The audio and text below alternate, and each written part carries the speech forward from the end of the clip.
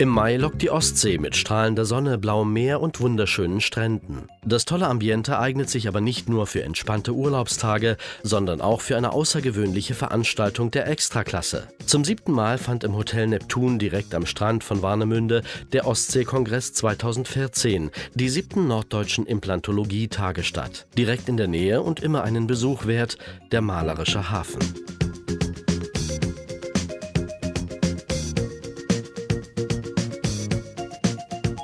25 Aussteller und 250 Kongressteilnehmer trafen sich am letzten Maiwochenende zu einer hochkarätigen Veranstaltung mit zahlreichen Workshops, Seminaren und Vorträgen zu verschiedenen Themen. Bei Prof. Dr. Nicole Ahrweiler ging es zum Beispiel um aktuelle Behandlungsmöglichkeiten für das alte Problem überempfindliche Zahnhälse. Ja, das Problem der Überempfindlichkeit gibt es sicherlich so lange, wie es auch Zähne gibt, dass Patienten dort auch Schmerzen empfunden haben. Und bereits 1900 hat Pleck, das ist ein großer Vater der Zahnmedizin, hier davon berichtet, dass die Überempfindlichkeit ein großes Problem ist und dass wir dringend Therapiemaßnahmen dafür finden müssen.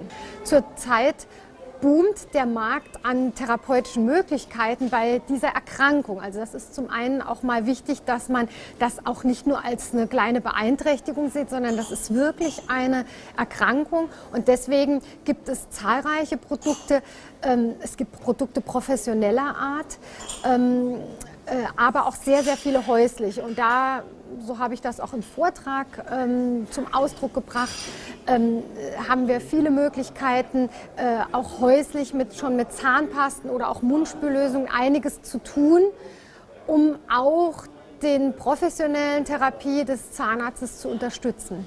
Auf großes Interesse stieß auch der Vortrag von Prof. Dr. Ralf Smeets. Er befasste sich mit Risikofaktoren in der Implantologie und Parodontologie und ihrem Management in der täglichen Praxis.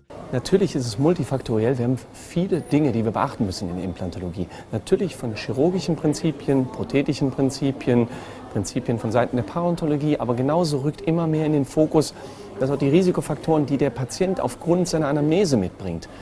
Ist er schon mal bestrahlt worden? Hat er schon mal Bisphosphonate genommen? Ist er ein Diabetiker? Raucht er? Wie ist seine Mundhygiene? Putzt er sich oft die Zähne etc. pp? Wie häufig sind seine Termine beim Zahnarzt für die Prophylaxe? Geht er da zweimal im Jahr hin? Das sind alles Faktoren, die sich dann irgendwann zusammensetzen. Das ist multifaktoriell, wie wir immer sagen, viele Faktoren.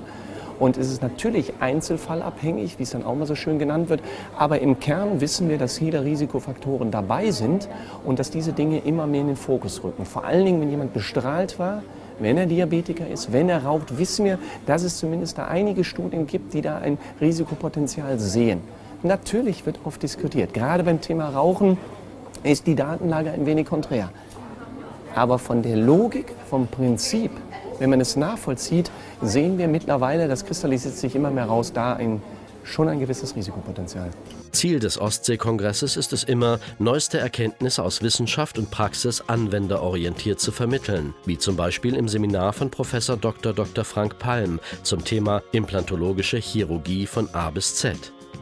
Nach den Veranstaltungen hatten die Besucher immer wieder die Möglichkeit, mit Referenten, Kollegen und Vertretern der Industrie ins Gespräch zu kommen. Infoscope ist eine Software, die die digitale Patientenkommunikation abbildet. Der Patient wird absolut individuell beraten und aufgeklärt und über Infoscope im Zusammenspiel mit den Daten aus dem Praxisabrechnungsprogramm mit den Aufklärungsmedien aus Infoscope verknüpft, erstellt sich eine komplette Patientendokumentation, die dann auch wieder an die Patientenakte des Abrechnungssystems übergeben werden.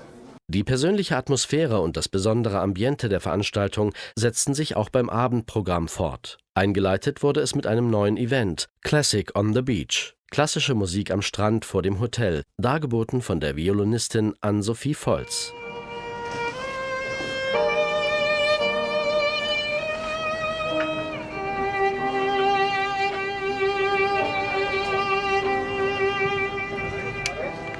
Das war natürlich erst der Auftakt. In 65 Metern Höhe ging es dann weiter. In der Skybar des Hotels Neptun fand die inzwischen legendäre Kongressparty statt. Bis in die tiefe Nacht hinein genossen die Gäste neben ausgezeichnetem Essen, guter Musik und bester Stimmung auch den atemberaubenden Ausblick auf die Ostsee.